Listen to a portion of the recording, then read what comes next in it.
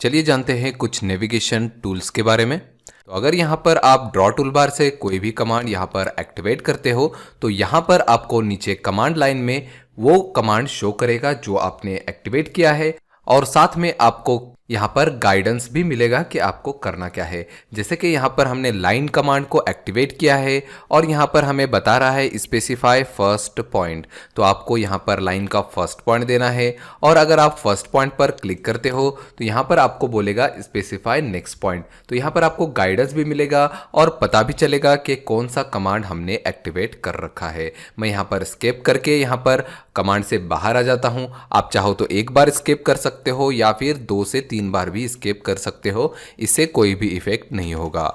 यहाँ पर मैं वापस से सर्कल कमांड को एक्टिवेट कर देता हूँ। तो यहाँ पर आप देख रहे होंगे कि हमारे कर्सर में यहाँ पर पिक बॉक्स जो है वो हाइड हो चुका है। तो इससे आप पता लगा सकते हो कि हमारा ड्रॉ कमांड से कोई कमांड एक्टिवेट है। इसी तरह से अगर आप यहाँ पर मॉडिफाई टूलबार पे जाते हो तो सिर्फ आपको यहाँ पर पिक बॉक्स नजर आएगा। तो इस तरह से आप इसका पता लगा सकते हो कि कौन सा कमांड आपका एक्टिवेट है। अगर आप एस्केप प्रेस करते हो तो यहाँ पर आप एग्जिट हो जाएंगे कमांड से और यहाँ पर आपको पिक बॉक्स और क्रॉस हेयर दोनों भी नजर आएंगे। तो यहाँ पर अगर अपने कर्सर को या फिर पिक बॉक्स को आप कहीं पर भी अपने ड्राइंग पर लेके जाते हो और यहाँ पर अपने माउस के स्क्रॉल बटन को फॉरवर्ड यहाँ पर स्क्रॉल करते हो तो यहाँ पर हम जूम इन कर सकते हैं, और अगर बैकवर्ड आप अपने स्क्रॉल को करते हो तो यहाँ पर जूम आउट कर सकते हैं।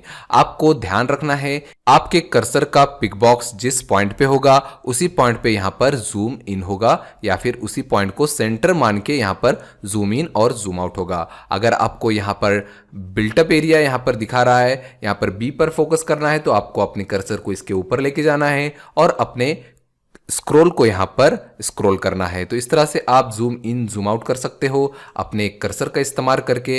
यहाँ पर आप किसी भी कॉर्नर पे अपने कर्सर को ले जाकर वहाँ पर आप फोकस कर सकते हो। आपको यहाँ पर अपने पिक बॉक्स को उस पॉइंट पे लेकर जाना है जिस पॉइंट पे आप यहाँ पर जूम इन करना चाहो। तो यहाँ पर अगर आप अपने ड्राइंग को यहाँ पर पैन करना चाहो या फिर यहाँ पर पेज पर मूव करना चाहो तो यहाँ पर आप अपने मिडल माउस बटन को प्रेस कर सकते हो।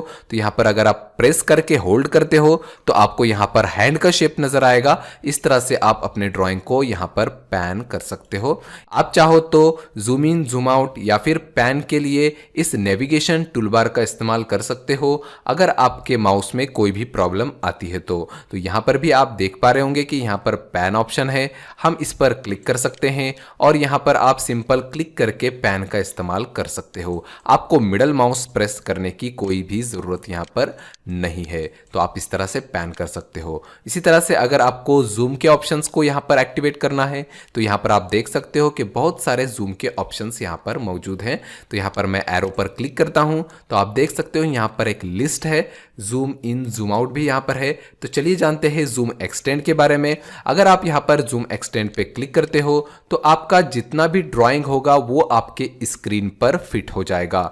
जो भी ड्राइंग आपने किया होगा वो पूरी तरह से आपके स्क्रीन में फिट हो जाएगा। अगर यहाँ पर आप सेकंड ऑप्शन का इस्तेमाल करते हो जूम विंडो, तो आप क्या कर सकते हो, जूम विंडो लेकर यहाँ पर आप किसी भी ड्राइंग को फोकस कर सकते हो। समझो मुझे इस पर फोकस करना है तो यहाँ पर मैं एक क्लिक करता हूँ, यहाँ पर मैं सेकंड क्लिक करता हूँ और यहाँ पर देखिए सिर्फ एक ड्राइंग हमारे विंडो पर यहाँ पर फिट हो गया जितना हमने सिलेक्शन किया था। तो इस तरह से आप यहाँ पर जूम विंडो का इस्तेमाल कर सकते हो। जूम प्रीवियस का इस्तेमाल करके आप प्रीवियस व्यू को देख सकते हो, मतलब पिछले व्यू को देख सकते हो। तो देखिए हमारा प्रीवियस व्यू यहाँ पर एक्टिवेट हो गया है। यहाँ पर आप प्रीवियस व्यू का भी इस्तेमाल कर सकते हो इस तरह से। तो यहाँ पर आप प्रीवियस व्यू का इस्तेमाल कर सकते हो। तो अगर आप यहाँ पर जूम ऑब्जेक्ट का इस्तेमाल करते हो और यहाँ पर कोई भी ऑब्जेक्ट आप सिलेक्ट करते हो, जैसे कि मैंने इस टेक्स्ट को सिलेक्ट कर दिया और यहाँ पर एंटर प्रेस कर दिया, तो देखिए हमारा जो टेक्स्ट था वो यहाँ पर विंडो पर फिट हो गया। तो इस तरह से आप यहाँ पर जूम ऑब्जेक्ट का इस्तेमाल कर सकते हो किसी भी ऑब्जेक्ट को सिलेक्ट करके। जैसे कि मैं फिर से एक सिलेक्ट करता हूँ जूम ऑब्जेक्ट और यहाँ पर मैं सिलेक्ट करता हूँ इस टेक्स्ट को या फिर इस लाइन को। तो लाइन पर भी क्लिक करेंगे तब भी ये क्या होगा, लाइन पर क्लिक करने के बाद आपको एंटर प्रेस कर देना है, ये लाइन हमारे विंडो पर फिट हो जाएगी। तो इस तरह से आप जूम ऑब्जेक्ट का भी इस्तेमाल कर सकते हो और यहाँ पर नॉर्मल जूम इन और जूम आउट के भी ऑप्शन यहाँ पर मौजूद हैं, तो इनका भी इस्तेमाल आप कर सकते हो। और यहाँ पर इसके नीचे आपको नजर आ रहा होगा ऑर्बिट ऑप्शन। तो जनरली इसका इस्तेमाल हम लोग 3D में करते हैं, क्योंकि आपको पता होगा कि हम 3D में Z एक्सिस में भी यहाँ पर रोटेट करके देखते हैं। जैसे कि अभी हमें फिलहाल X और Y एक्सिस में हमारा ड्राइंग सिर्फ नजर आ रहा है, हमें Z एक्सिस का यहाँ पर कोई भी व्यू नहीं मिल रहा है। तो अगर आपको अपने ऑब्जेक्ट को Z एक्सिस में भी देखना है तो आप इस ऑर्बिट कमांड का इस्तेमाल कर सकते हो। आपको सिंपल यहां पर क्लिक करना है और अपने विंडो पे क्लिक एंड होल्ड करके यहां पर अपने माउस को यहां पर रोटेट करना है। तो आप देख सकते हो कि यहां पर हमारा ये जो है ड्राइंग वो 2D में है और यहां पर ये जो ड्राइंग है हमारा 3D में है। तो ये 3D ऑब्जेक्ट है, इसलिए हमें यहाँ पर 3D में Z एक्सिस यहाँ पर नजर आ रहा है और Z एक्सिस में हमें इसकी हाइट नजर आ रही है। आप चाहो तो इस ऑर्बिट कमांड का इस्तेमाल अपने शॉर्टकट से भी कर सकते हो। तो शॉर्टकट है यहाँ पर शिफ्ट बटन को आपको होल्ड करके रखना है और अपने माउस के मिडल माउस बटन को क्लिक करके होल्ड करना है और अपने माउस को यहां पर रोटेट करेंगे तो यहां पर आपको ऑर्बिट कमांड मिल जाएगा। तो shift plus middle mouse button को होल्ड करके रखना है और आप इस तरह से ऑर्बिट करके किसी भी व्यू को देख सकते हो 3D में।